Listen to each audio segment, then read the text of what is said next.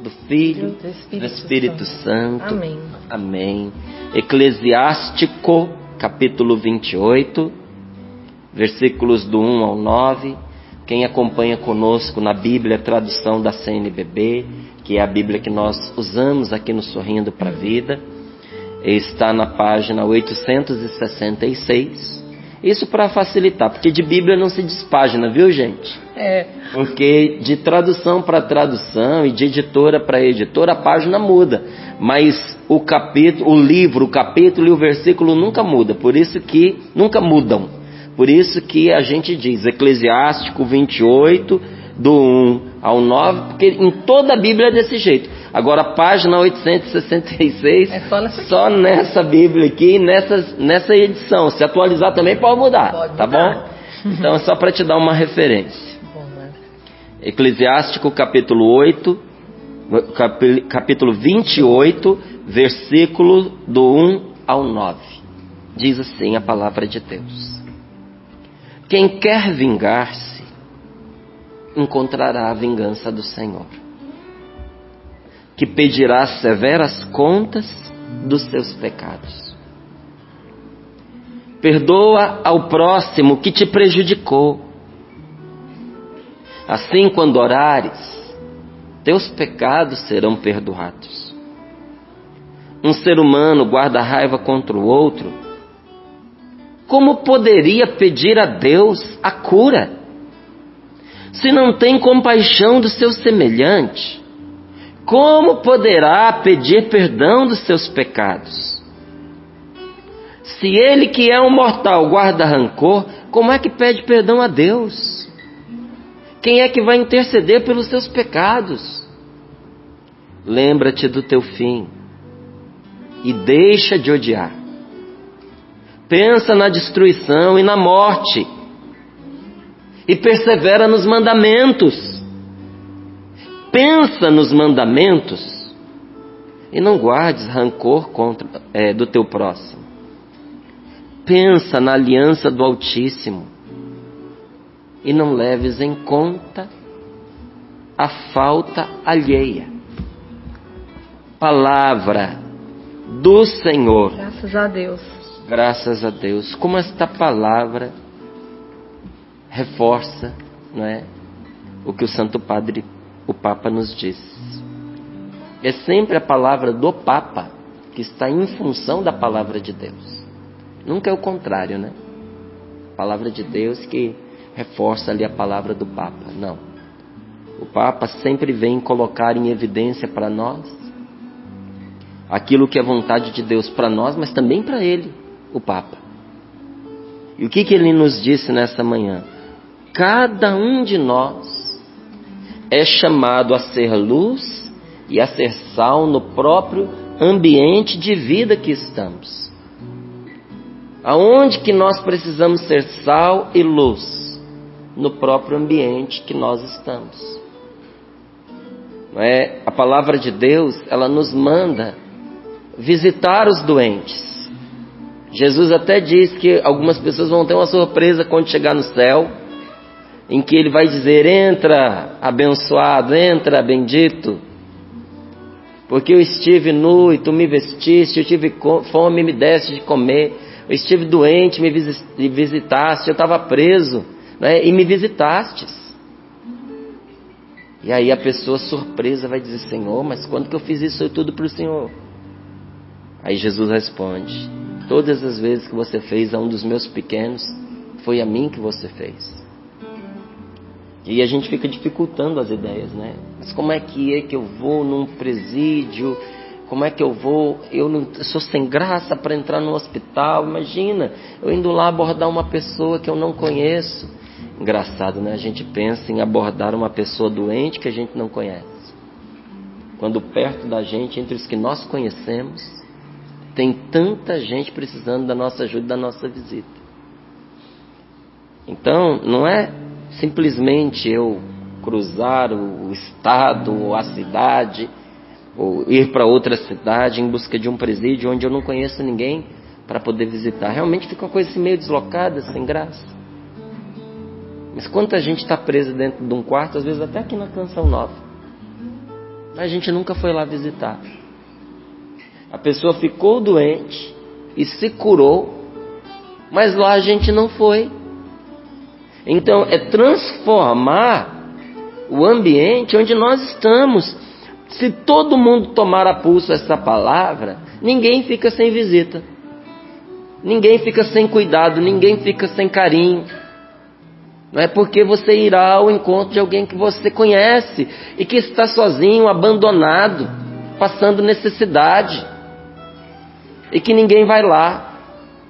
Olha um exemplo de gente isolada e abandonada. Todo mundo é a favor de nós quando nós estamos acertando. Quando você erra, 99% vira o rosto para você. Mesmo a gente aqui que está na mídia, aparecendo na televisão, com anos de evangelização nas costas, e eu vou te falar, hein? Não é nem erro escandaloso, não. Às vezes um erro que você comete, que tem um pouquinho mais de impacto, de impressão, que acaba gerando uma má fama para você, afasta os frágeis, não vou dizer os falsos amigos. Falso amigo, né? FA de falso amigo, vou substituir por outro FA. Os frágeis amigos, que são aqueles que na hora que você mais precisa, você erra, a pessoa vira o rosto, faz de conta que não te conhece, escapa de você, abrevia o assunto, porque ser visto na sua companhia pega mal. Então nessa hora em que a pessoa está abandonada, porque ela errou, porque o pecado dela veio a público, a gente precisa ser irmão, a gente precisa se fazer presente, não abandonar a pessoa para que ela chegue ao desespero, principalmente se a pessoa já reconheceu o erro e está tentando acertar. Tem uma passagem que São Paulo diz a respeito de algumas pessoas lá que cometeram uns pecados bem graves. Ele diz que a pessoa precisa ser entregue a Satanás. O que é ser entregue a Satanás? É ser colocada mesmo à margem para que ela experimente o que é ser tratada pelo adversário de Deus. Ela não quer mudar de vida. Ela está obstinada no pecado. Então é deixar. Ela quer viver sob a influência do maligno, então deixa para ela ver o que ele faz com quem é dele. Santa Teresa d'Ávila, numa experiência mística que ela teve, ela conta que ela via alguns espíritos malignos que a machucavam, e as pessoas não viam a coisa ruim, mas viam os golpes nela. As irmãs viam a dor dela, como ela se revirava na cama. E aí na hora assim da angústia, porque ela não queria contar o que estava acontecendo, com medo das irmãs rirem dela. Então ela vira para as freirinhas que estavam lá à volta e diz: olha, se vocês prometerem que não vão rir de mim, eu peço a vocês que tragam água benta. Porque esses golpes que vocês estão vendo, essas machucaduras, são esses espíritos infernais que estão me atacando. Trouxeram água benta, ela aspergiu sobre a cama, à sua volta, e teve sossego. Acabou. E quando ela sossegou, ela virou para as irmãs e disse assim: se o maligno trata com tanta crueldade alguém que está com Deus e não está sob o jugo dele, como era o meu caso, imagine o que ele não faz com aqueles que estão nas garras dele. Deus me livre de estar nas garras do maligno. Então, quando São Paulo diz que aquela pessoa seja entregue lá ao outro, é que uma vez que ela está se colocando sob a influência dele, está agindo como um filho das trevas, que ela experimente o que o mal faz com aqueles que estão sob o seu poder. Só que depois ele emenda e diz assim: mas que não seja por muito tempo, para a pessoa não entrar em desespero. Tem que resgatar a pessoa, tem que trazê-la de volta. Você não pode ficar abandonada, gente. Sobretudo se a pessoa reconhecer o próprio erro e se arrepender, se ela está fazendo o caminho de volta, ela precisa de ajuda. Vai ser luz para ela. Vai ser sal para ela. Cada um de nós precisa ser luz aonde nós estamos. Como assim? Ser alguém que mostra a saída e não que multiplica os problemas. Tem gente que tem uma capacidade de multiplicar problema que é uma coisa incrível. Para cada solução que você apresenta, ele apresenta 10 problemas. Você vai para uma reunião, ele apresenta uma dificuldade. Você dá uma solução e ele dissolve a sua solução em 10 outros problemas. Aí você vai apontando o caminho, até que chega uma hora que você diz, meu Deus, a pessoa não quer sair de onde ela está.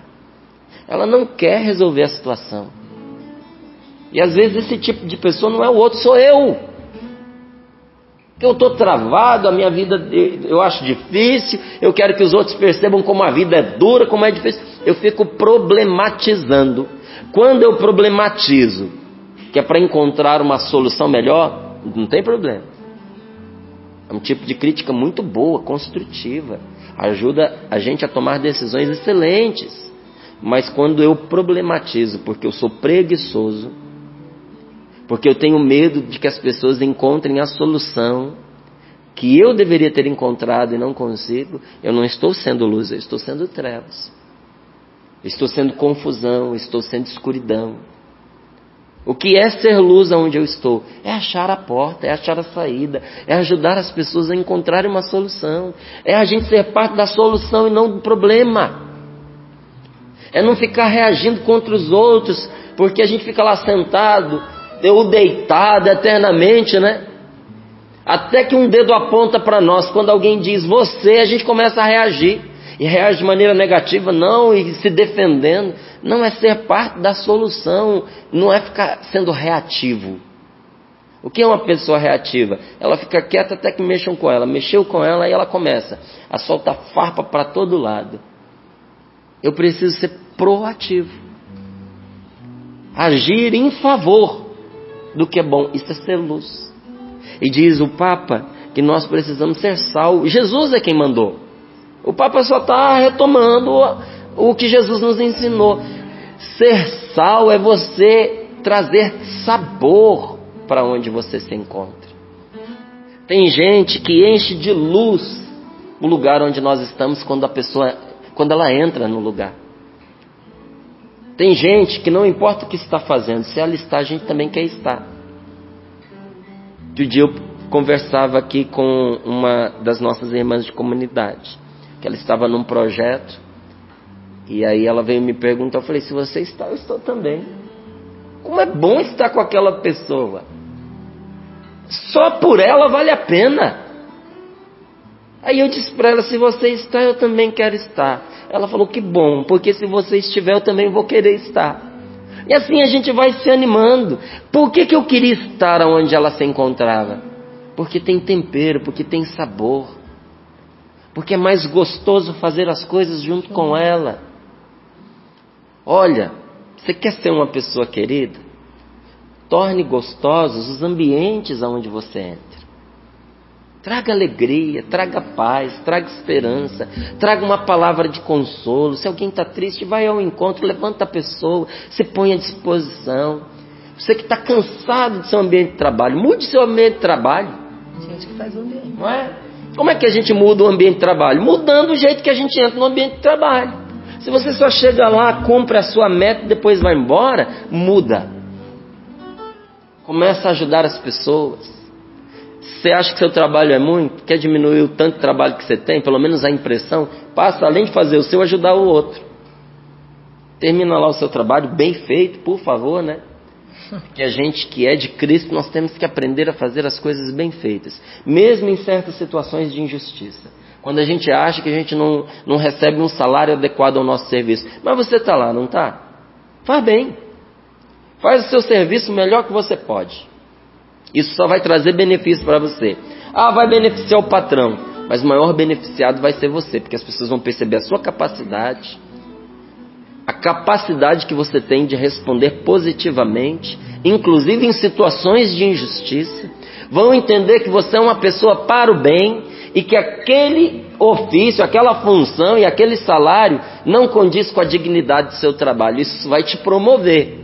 Vai melhorar o currículo. Vai melhorar o seu currículo. Mas mais ainda, seja amigo dos seus colegas de trabalho. Eles não te ajudam? Ajude você a eles. Terminou seu trabalho bem feitinho? Paula, Tá tudo bem? Você está precisando de ajuda em alguma coisa? Eu estou com essa pilha de coisa aqui para fazer. Provavelmente, até para te testar, às vezes vai empurrar para você o que tem de pior. Faz. E você vai trazer sabor para a vida daquela pessoa. E às vezes aquela pessoa que até nem gostava muito de você, vai passar a amar a sua presença. No começo todo mundo fica desconfiado porque a gente não fazia, né? Agora passou a fazer. A grande pergunta é, o que será que ele está querendo? O que será que ela está querendo? Mas daqui a pouquinho vão descobrir que você foi mexido por uma palavra de Jesus, que diz que a gente precisa ser luz e sal, trazer sabor. Agora, essa palavra de hoje, ela nos ensina como a gente fazer isso. Porque ser parte da solução é trazer paz para dentro de casa. Uma casa saborosa é uma casa que tem paz. Nunca vi alguém dizer que gosta de trabalhar naquele lugar porque ali todo mundo se agride, que as pessoas são divididas, porque é um inferno. Nunca ouvi ninguém dizer, mas já ouvi muita gente dizer: eu tive oferta melhor de trabalho e não fui, de dinheiro, e não fui. Porque dinheiro não é a única moeda. Aonde eu trabalho é muito bom, as pessoas se gostam, elas se ajudam, o lugar está crescendo, então não pode pagar muito, mas a gente entra bem e sai melhor ainda. Olha, isso dá gosto. Você viver num lugar que tem paz. Só que os lugares só têm paz quando a gente a coloca ali. Quem é que tira a paz dos lugares, gente? Somos nós. E quem coloca paz nos lugares? Somos nós. Por que tem família que não tem paz? Porque todo mundo tira a pouca que tem. E por que tem família que você entra na casa e você se sente bem de estar ali? Porque todos colaboram para que um e outro estejam em paz. É tempo de nós buscarmos a paz. E como é que Jesus nos leva a estar em paz? Como esta palavra aqui nos diz: quem quer vingar-se, encontrará a vingança do Senhor. Que vingança é essa? Simplesmente isso. Nada de injusto. Ele vai pedir contas severas dos pecados. Você não está pedindo conta do que o outro fez contra você? Deus se vê obrigado por uma questão da justiça a pedir a você conta dos teus pecados. Márcio, mas se Deus pedir conta dos meus pecados, eu estou perdido. Então, por isso, versículo 2 para você. E para mim também. Perdoa ao próximo que te prejudicou. E quando orares, os teus pecados serão perdoados. Perdoa e você será perdoado. Você quer que as pessoas te perdoem? Comece perdoando. Você quer que as pessoas te deixem em paz? Então deixe as pessoas em paz. Deixar em paz não é deixar quieto, é levar paz para o coração da pessoa. Porque às vezes a gente tira a paz do outro deixando ele quieto. Você isola, você não conversa, houve algum inconveniente entre vocês, você não toca mais no assunto, a pessoa sabe que tem algo pendente entre vocês, você não abre espaço para ela conversar com você, você está deixando ela quieta, por fora, mas atormentada por dentro. Deixar o outro em paz não é deixar quieto, é levar paz ao coração, é se reconciliar, e esse é o maior ensinamento que nós devemos e podemos dar. Nós devemos ensinar as pessoas por meio dos exemplos e não por meio dos discursos. É um desafio muito grande, é uma responsabilidade para nós que estamos aqui toda manhã trabalhando com a palavra. Porque se for só discurso que não se sustenta na vida, a gente está no lugar errado. Não é? A gente precisa falar sobre o assunto, a gente precisa se provocar, nos provocarmos uns aos outros para a gente fazer o que é certo. Mas veja, gente, o discurso é para atiçar e confirmar a nossa vontade de fazer o que é certo. A melhor maneira de ensinar é fazendo. Ontem eu tive uma alegria tão grande, Paulo. Meu filho ligou lá do Colégio Naval e disse assim: pai, acabei de sair daqui do grupo católico. Então, plena terça-feira, Um garoto de 16 anos, depois de um dia inteiro de atividades, vai lá participar do grupo católico. Não tem pai para mandar, vigiando agora. Está longe. Escolha dele. E aí eu só pude dizer uma coisa para minha esposa. Que alegria para nós, né, pai e mãe, quando a gente percebe que a insistência do discurso não é o que move o coração, mas o exemplo. E às vezes quando o filho vai para longe da gente, ele começa a colocar em prática os passos da gente. Agora, que desespero para nós, se a gente começa a ver um filho colocando em prática os nossos passos, e olhamos para a nossa vida e percebemos que foram passos tortuosos, que nos levaram a lugares aonde nós não queríamos que os nossos filhos fossem. Agora, que alegria para nós quando a gente percebe, meu Deus, sem ninguém mandar, ele foi lá, ele viveu. O exemplo é a melhor maneira da gente ensinar. Os bons exemplos, pois quem ensina mal não ensina, só causa dano. Qual é a pior maneira de você ensinar uma pessoa? Dizer e não fazer. Eu sou autoridade, então eu tenho uma condição privilegiada, eu não tenho obrigação de fazer. Então você não deveria ser uma autoridade. Porque em Cristo, a autoridade é o primeiro que serve.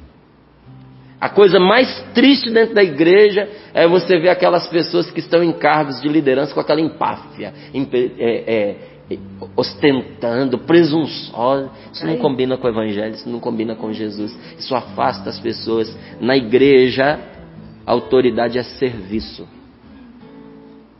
E não cabe arrogância em quem está servindo. A pessoa chega, passa por cima de você igual um trator. E diz, não, é a minha função, é a minha obrigação, é o meu jeito de servir. Você pagaria por um serviço assim? Em que a pessoa maltrata você? Quantas vezes eu entrei num lugar, mandei chamar o gerente e disse para ele, eu não pago para ser maltratado, eu entrei aqui para adquirir um serviço. Não é um favor, não é de graça, estou pagando para isso. Não estou pagando para ser maltratado, fui maltratado aqui nesse lugar. A gente entra na igreja, às vezes, a pessoa trata a gente com a casca e tudo. Talvez até você possa dizer, mas que lá não paga, né? Mas eu te pergunto, alguém vai voltar? Às vezes volta porque precisa, mas é triste, não combina com um servo de Deus. Essa arrogância, essa imposição pela função que exerce, pela autoridade que lhe foi dada. É feio, né? É feio e é o maior contra-testemunho. Não ensina, causa dano. É melhor você não saber pregar, mas testemunhar. O padre fulaninho, tadinho, nem consegue fazer homilia. Tem padre que não consegue mesmo. Mas quem diz, mas arrebenta no testemunho de vida. O homem é bom, porque vive o evangelho. Então, ninguém nem fala mal, porque prega mal. Tem dificuldade, mas tem vida santa. Ele fecha a boca, você olha, a vida dele prega. Isso é bonito, gente. Isso é bonito.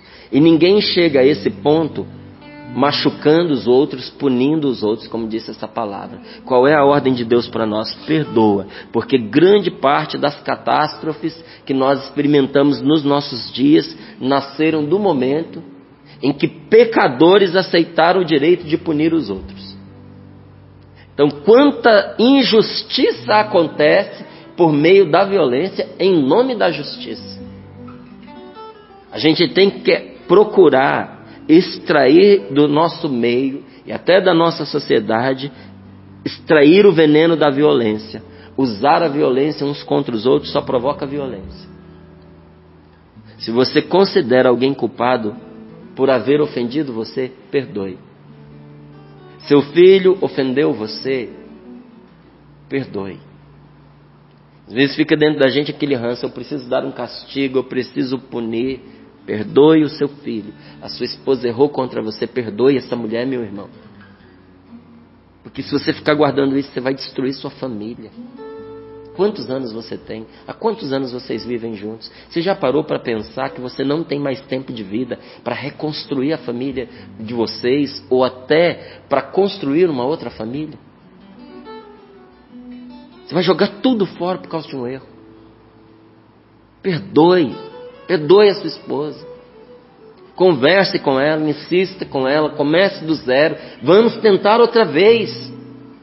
Para salvar o que é caro, o que é precioso para nós. Porque a gente entende família, só o marido e a mulher. Mas não é só o marido e a mulher, são os filhos, são os pais dela, os pais dele, a família dela, a família dele que se tornou sua família. Tem gente que se separa, se divorcia, está em casa separado, mas o vínculo com a família do outro continua. Passa férias juntos, visita, porque estreitou-se um laço e tornou-se sua família.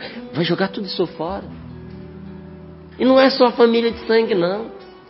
E a família na fé, que são os amigos que Deus ajuntou a vocês como casal. E que às vezes por causa de uma separação são obrigados a se afastar. Porque se unir a quem? Parece que está tomando partido. Então, para não tomar partido, alguns se afastam. Perdoe, não estrague a sua família. Não deixe o demônio derrotar vocês. Minha irmã, perdoe o seu marido. Como é difícil quando a gente vê uma esposa que perdoou da boca para fora, porque ela quer o homem de volta em casa. Ela quer o homem de volta entre as quatro paredes, mas não o admite de volta no coração. Aí joga na cara. Faz de tudo para ele voltar. E quando ele volta, faz de tudo para ele ir embora. Que joga na cara, briga, xinga, despreza, fica se fazendo de vítima. Mas Márcio, eu sou a vítima. Isso não está em discussão. É bem provável que seja. Mas você não quis que ele voltasse? Você não falou que perdoava? O mais difícil você fez, que foi enfrentar a reprovação social. Todo mundo estava vendo. A maior humilhação você já viveu, que foi o escândalo, que foi todo mundo ficar sabendo, que foi ver, apesar disso, você trazê-lo de volta para casa. Agora que a bola está na frente do gol e o goleiro está caído, é só você chutar. Você está mandando a bola na trave, você está mandando a bola para fora, vai pôr a pessoa fora de casa de novo e não vai voltar mais. Qual é o remédio? Perdoe de coração. E se você nunca antes perdoou um culpado que de verdade magoou você, você vai experimentar uma nova alegria. Você vai ver o que é a alegria de perdoar. Porque o Espírito Santo nunca deixa de visitar uma pessoa que perdoa. A gente só consegue perdoar de verdade batizado no Espírito Santo. Você quer um segredo para você ser cheio do Espírito Santo? Perdoe. Quando você perdoa de coração, é impossível que o Espírito Santo não venha sobre você e não envolva você nos seus braços. E tira de nós todo o ranço de crueldade, porque a punição é sempre cruel, é sempre dolorosa. Se nós quisermos aprender a conseguir a justiça que traz a paz, porque a justiça e a paz caminham juntas. Aonde não se faz justiça, não dá para ter paz. Por que a gente está vendo tantas crises no nosso Brasil? Porque a gente quer paz sem justiça. A gente quer o outro quieto, a gente não quer o outro em paz.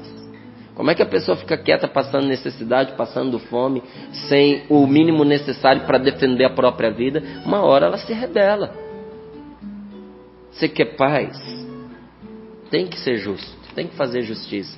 Mas quem quiser conseguir a justiça que traz a paz, tem que olhar para Jesus. Nós precisamos olhar para Jesus. Jesus trouxe a paz se sacrificando e não sacrificando os outros. Como é que você vai pôr paz dentro da sua família? Com o seu sacrifício. Não sacrificando seu marido, não sacrificando seu filho, não sacrificando a sua esposa, não sacrificando seus pais.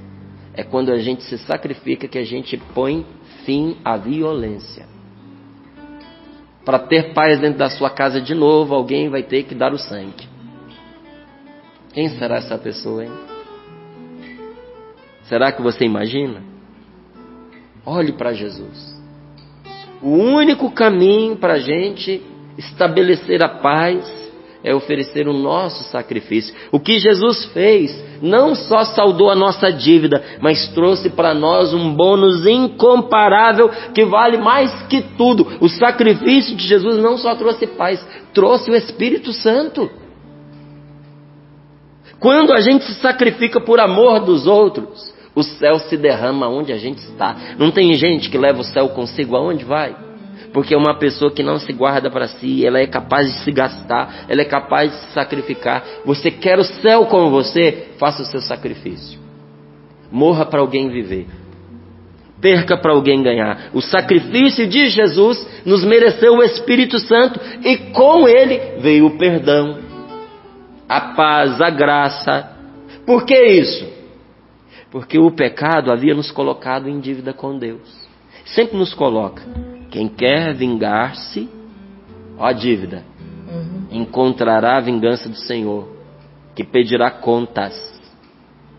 Você pede contas para quem? Para quem te deve. O pecado havia nos colocado em dívida com Deus e nós precisávamos lutar contra o demônio que nos mantinha escravizados.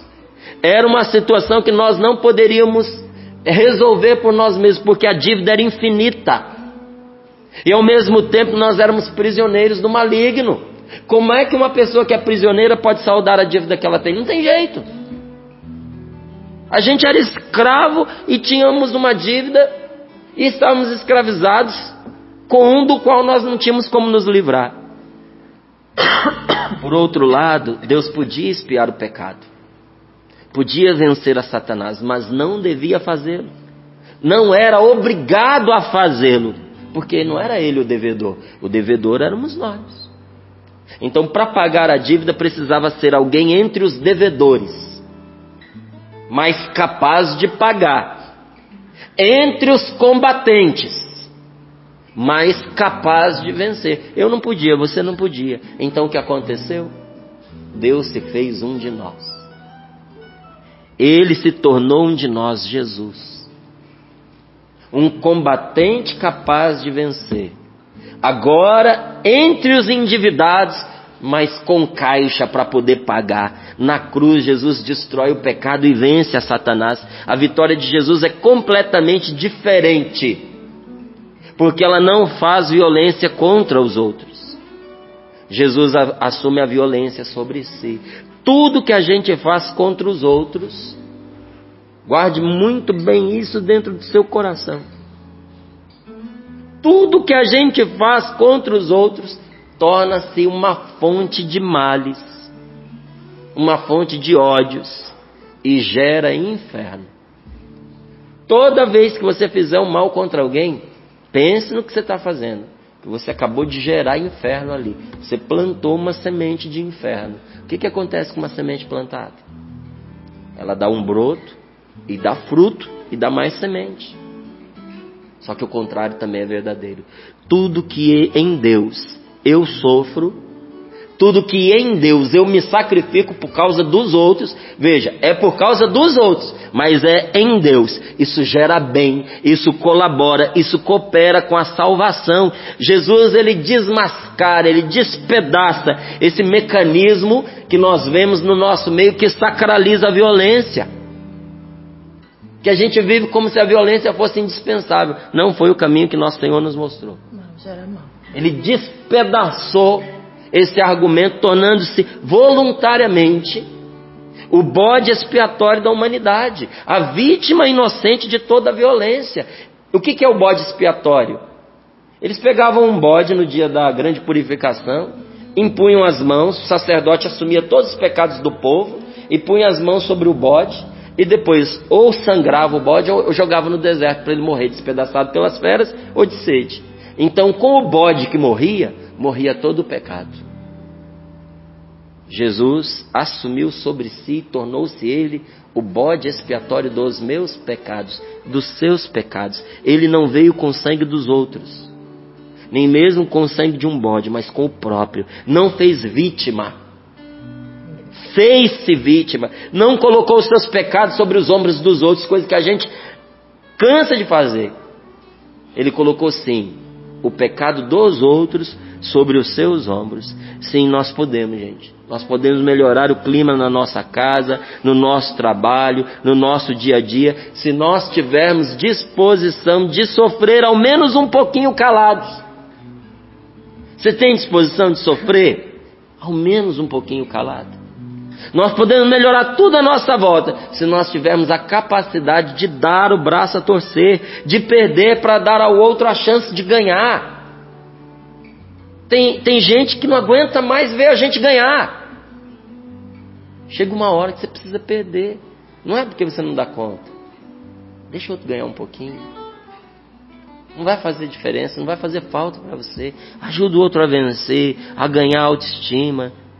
A gente precisa aprender a carregar nos ombros quem nos faz sofrer. Quem é que está te fazendo sofrer? Dá para você carregar nos ombros? Perdoa quem te prejudicou. E assim, quando orares, os teus pecados serão perdoados. Um ser humano guarda raiva contra o outro. Como poderá pedir a Deus a sua cura? Por que essa palavra diz isso?